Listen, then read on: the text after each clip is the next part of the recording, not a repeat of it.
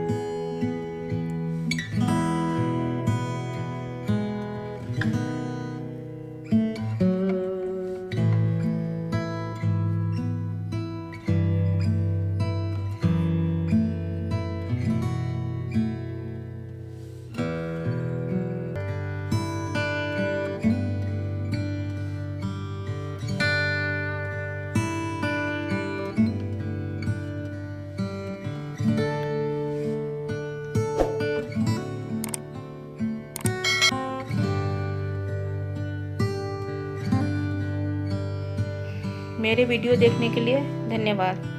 Thanks for watching.